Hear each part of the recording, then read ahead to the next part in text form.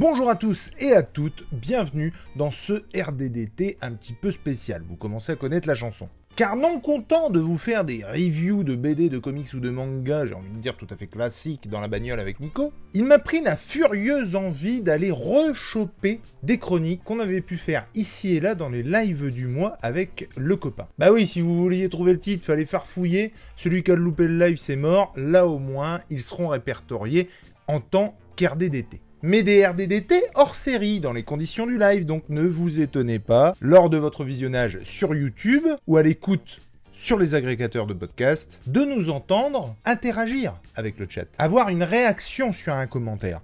Bref, effectivement, pas un RDDT classique. Tout ça pour dire qu'on va vous parler aujourd'hui de La Bête de Franck P.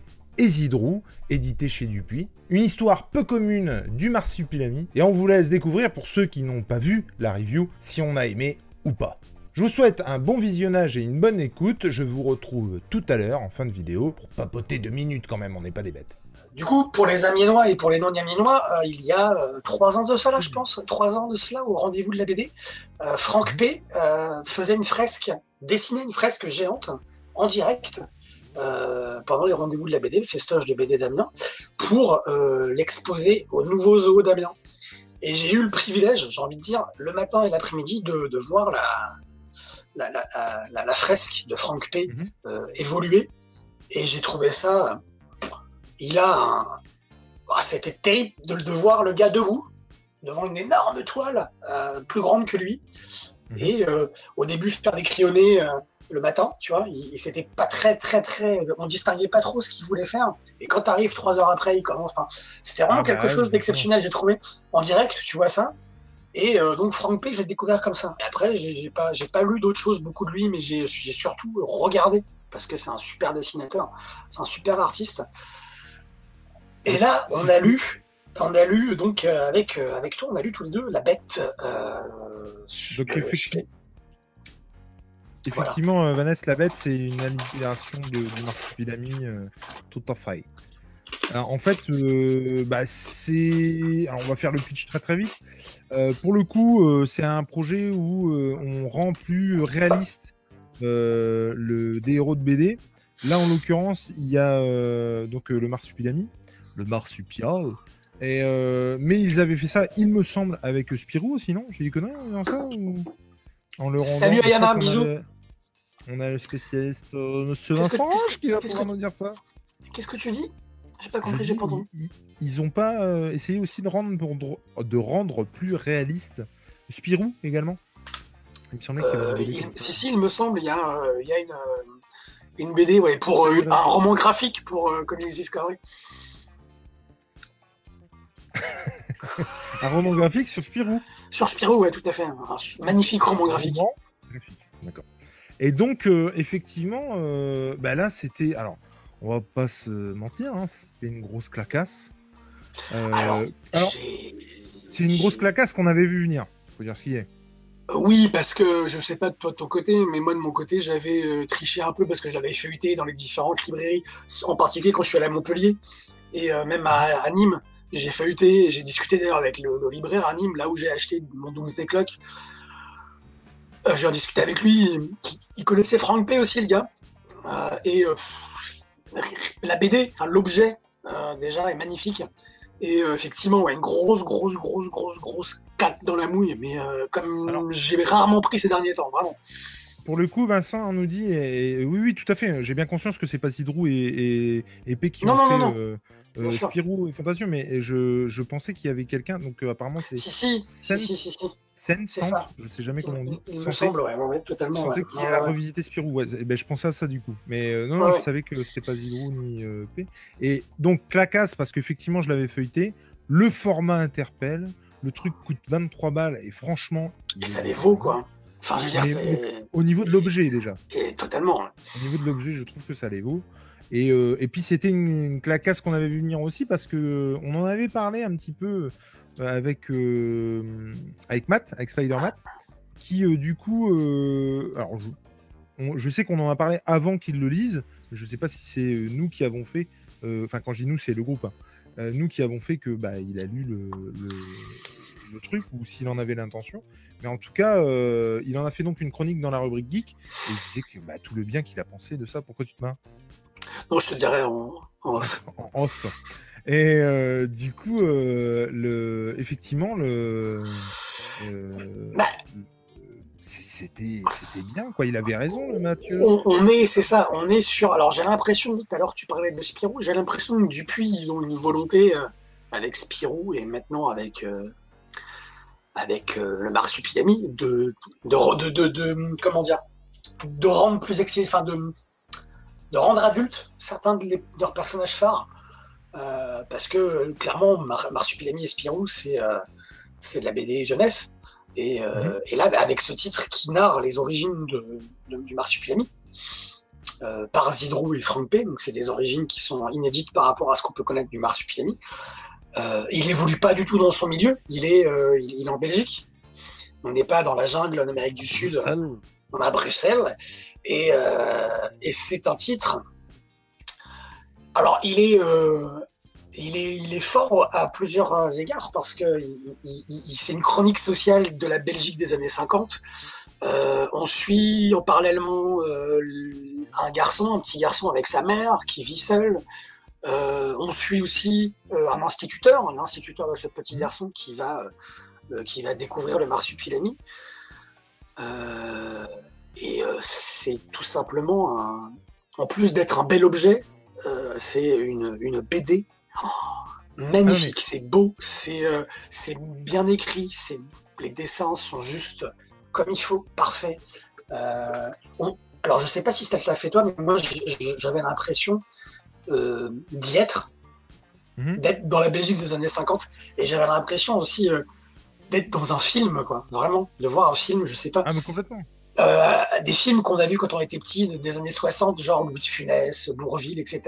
Vraiment, on a un réalisme dans les paysages urbains ou ruraux qui sont saisissants, je trouve. C'est une putain de claque. Pour le coup, effectivement, on va peut-être faire le pitch. Le pitch, il est en soi très simple, en fait. Il y a un cargo qui arrive à Bruxelles où, en gros, c'est un cargo qui amenait des animaux, et notamment... clandestinement, si je dis pas de conneries. Ouais. Et il y a eu un truc qui a fait que tous les animaux à l'intérieur sont morts. Enfin, tous les animaux sont morts. Disons qu'on les a laissés crever, quoi, pour dire les choses comme elles sont. Du coup, rien que cette idée est ouf. Parce que tu commences la bête dans un esprit un peu polar. Tu vois comment c'est presque en noir et blanc les premières pages. Il y a un côté comme ça très Casablanca, très effectivement casablancesque des années 50. Enfin, c'est vraiment il y a une ambiance de ouf sur les premières pages. On comprend très vite que le Marsupilami s'est échappé en fait du cargo. D'ailleurs, il s'échappe pas n'importe comment. Rien que ça, ça pose les bases du truc où tu te dis ah ok. Donc moi Marsupilami, j'avais souvenir d'un truc plutôt marrant. Là, on n'est pas là pour rigoler en fait. C'est pas la. Là, c'est-à-dire que là, c'est une bête sauvage. Mais pas sauvage dans le sens féroce ou quoi, mais c'est un animal qui vient de la nature et qui a été emprisonné, comment on appelle ça, qui a été... Bref. Oui, totalement, c'est un braconnage, quoi.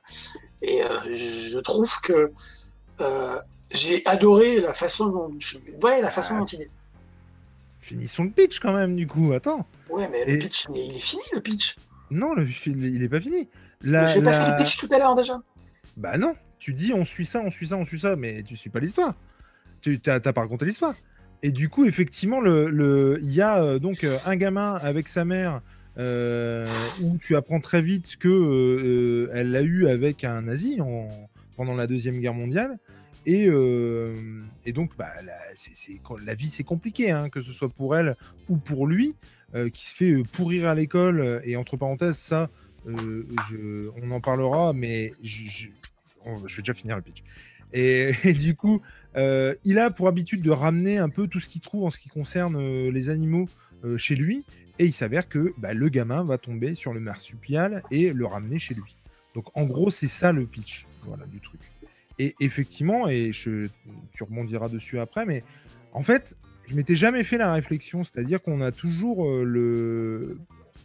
en écartant 2 secondes le marsupilami, on a toujours cette réflexion de se dire, effectivement, la vache, il y a des filles, des femmes, après la Deuxième Guerre mondiale, qui ont dû déguster, parce qu'effectivement, ils se sont amourachés de l'ennemi, ou il y en avait même, pour certaines, j'imagine, qui n'avaient pas eu le choix, et du coup, ils ont été considérés comme des moins que rien.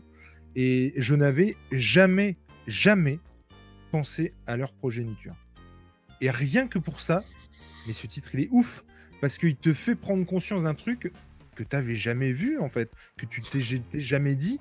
Enfin, moi, je me suis jamais dit qu'il y a dû y avoir des générations de gamins qui se sont fait maltraiter, qui se sont fait harceler, que ce soit à l'école ou ailleurs, parce qu'ils étaient le fruit d'amour avec l'ennemi, quoi. Et rien que pour ça, je remercie les auteurs et les dessinateurs de s'être mis là-dessus, parce que clairement, j'y avais jamais pensé. Voilà. Ouais, et tu voulais que je rebondisse sur quoi? Sur le côté nazi. Ah oui, alors...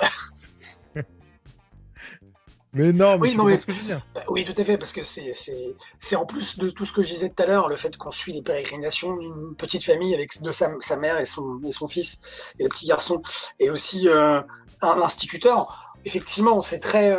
et en plus du fait qu'on a quelque chose de très réaliste en termes graphiques,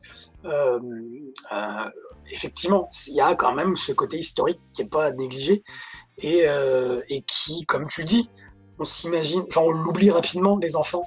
On pense surtout à la nana qui se fait tondre et qui se fait foutre à poil devant la foule, en délire, et on pense pas à leurs enfants, à leurs éventuelles progénitures.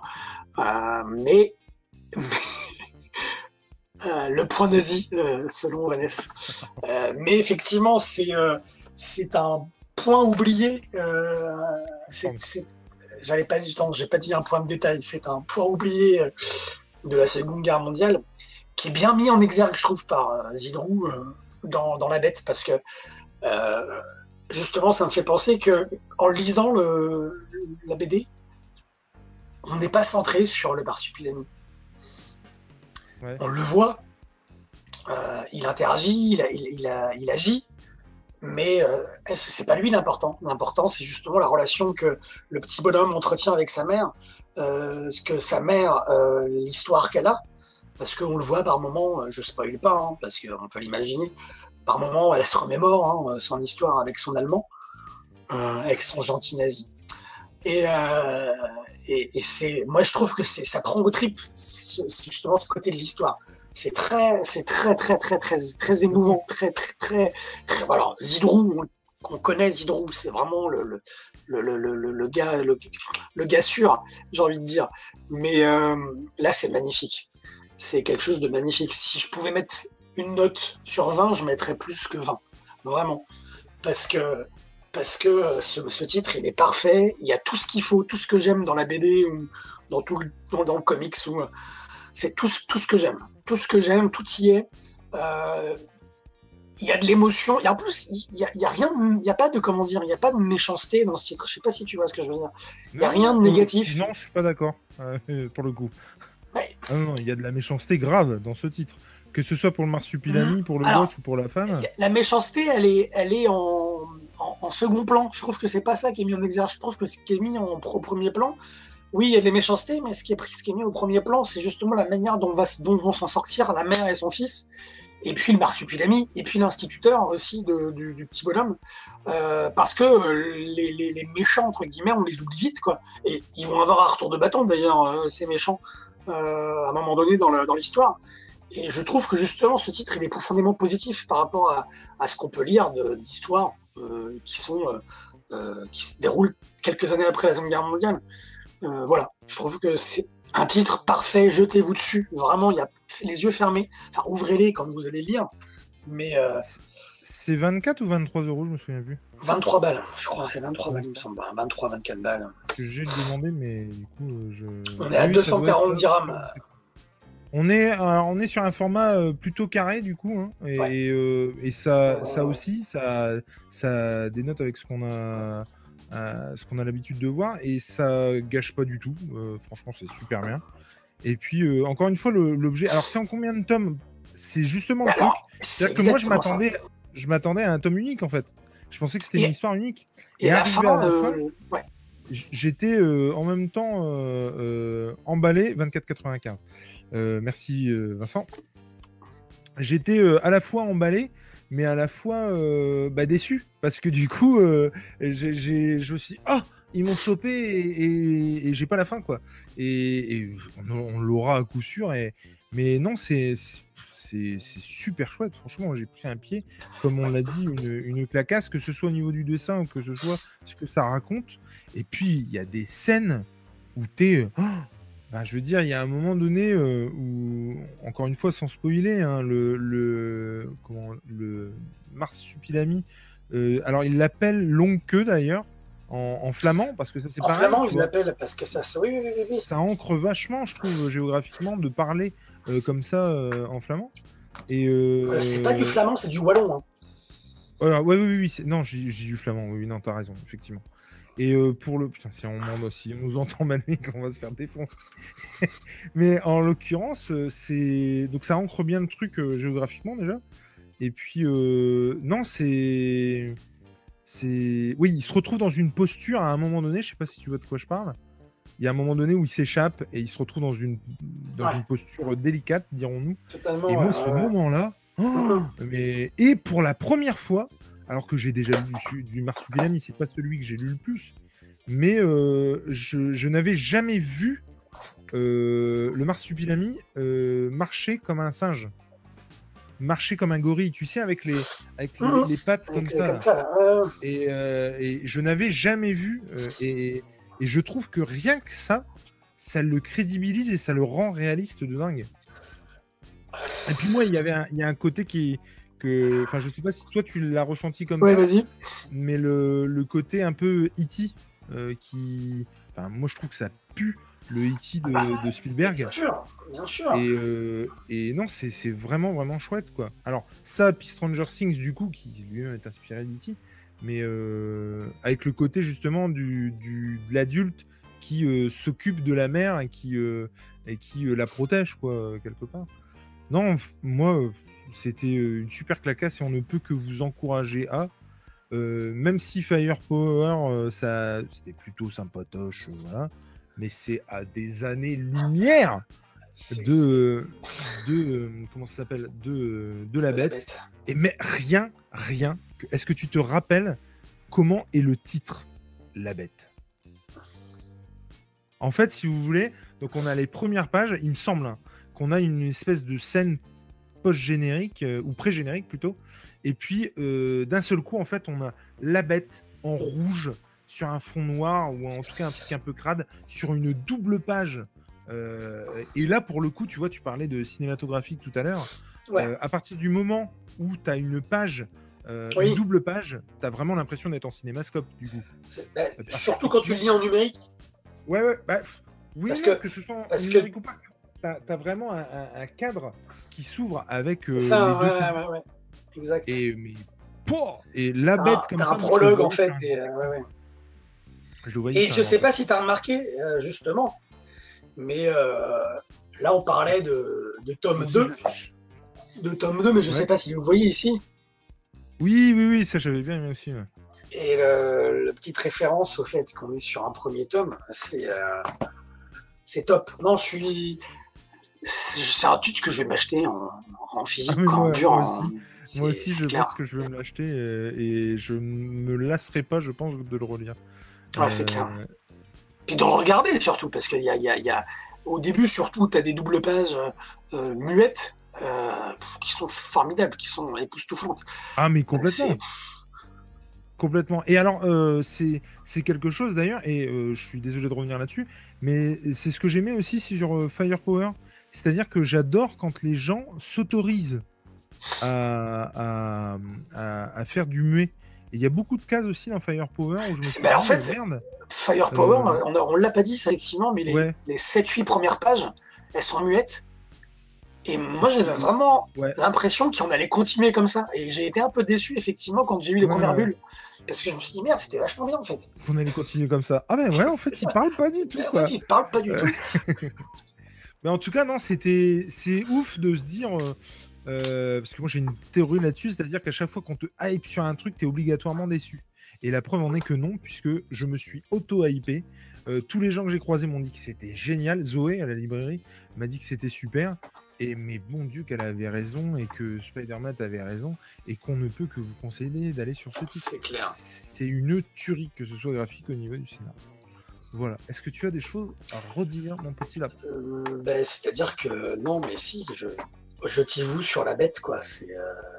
C'est impressionnant, comme le disait Vanessa tout à l'heure. C'est vraiment impressionnant. Parce qu'on a l'impression, en plus, ouais, si, le dernier mot, ce serait, on a l'impression que Zidrou, enfin surtout Frank P, il a fait ça avec une telle facilité. On a l'impression moi, j'ai l'impression de facilité quand je regarde le dessin, quoi, le graphisme. J'ai cette impression même de facilité. Le mec, il a fait ça. Allez, je dessine. Et et ça tient la route scénaristiquement, de bout en bout. Il y a rien acheté, il y a rien qui est au-dessus. Tout est juste, tout est en justesse. C'est Et puis, je trouve qu'ils ont une super capacité aussi. Et je trouve qu'ils ont une super capacité aussi, en fait, à poser les bases de l'histoire, que ce soit géographiquement ou quoi, mais tu sais, de t'ouvrir sur le monde, c'est-à-dire que tu as vraiment l'impression d'être dans un monde avec le cargo, avec les rues, avec l'école, avec machin, mais c'est ouf à ce point de s'ouvrir et de se resserrer sur le trio finalement, ou le quatuor avec le marsupilami, entre la mère, le fils, l'instituteur, et puis le marsupilami. Et non, c'est vraiment ouf, mais effectivement, le petit Elliot et E.T., il est de... Oui, tout à fait, effectivement, t'as raison. Mais The Hunting of Hill House aussi, en fait. Et du coup, Elliot, mais le gamin a un petit côté Elliot, mais indéniablement. Ah bah oui. Complètement. Totalement. Non, mais bien sûr, il y a des références, mais encore une fois, qui sont carrément justifiées et pas déconnantes. Parce que... C'est-à-dire que Firepower, je pense que tu seras d'accord avec moi, imaginons, on vous dit que c'est super bien. Vous y allez, ça m'étonnera pas de croiser des gens qui disent « Ah, c'était nul, vous me l'avez conseillé. » Là, c'est pas possible. C'est-à-dire que je serais étonné. Personne... Non, mais c'est pas possible. C'est pas possible. Je ne vois personne qui va dire oh, c'est un peu cher quand même. Non, c'est pas cher. Il y a personne qui va dire oh, la qualité du papier. La qualité du papier est ouf. Elle est ouf, c'est clair. Oh non, l'histoire est pas dingue. Oh, puis alors c'est un tome, il y a qu'un tome. Puis il y aura un tome de. Enfin, c'est à coup sûr, vous pouvez y aller les yeux fermés si vous allez vous prendre. C'est clair. Non, s'il y a vraiment un titre parmi ceux qu'on a chroniqués, franchement, c'est cette dernière année. Je pense que c'est un des titres que je mettrais dans le top, quoi, vraiment. Parce que en plus, il casse pas la baraque, hein. C'est pas quelque chose qui casse la baraque, c'est pas quelque chose où il y a de l'action ou machin. Mais moi, quand je l'ai lu, j'étais posé dans mon plumard. Je l'ai lu en 2 fois, je crois, 2 soirs de suite. Et c'est un des rares. C'est un des rares comics ou BD dans laquelle je retourne en arrière. C'est-à-dire que je lis, puis paf, je retourne en arrière pour revoir quelque chose, pas parce que j'oubliais, mais justement pour revoir un dessin, pour revoir une bulle, pour revoir une case. Et ouais, vraiment, allez-y, quoi. Allez-y. C'est vraiment ouf. Ah bah voilà, qu'est-ce que vous voulez que je vous dise? Quand on a du bon, hein, il faut le dire. Et on le dit. Ruez-vous sur ce titre, c'est un immanquable. À l'heure où je vous parle, le 2, donc la suite, hein, puisqu'il y en aura une, n'est toujours pas sortie. Et autant vous dire que je suis à l'affût, la truffe au vent. En attendant, il me reste à vous dire 2-3 petites choses. Si vous n'êtes pas abonné, eh ben, il est encore temps de le faire. Si vous avez aimé ce que vous avez vu ou entendu, vous pouvez mettre un pouce bleu et un petit commentaire, ça fait toujours plaisir. Et j'ai envie de dire, même si vous n'avez pas aimé, bah faites-le, c'est cool. Et rappelez-vous qu'il s'agisse du manga, du comics, de la BD ou du roman, l'important, c'est de lire. Ciao!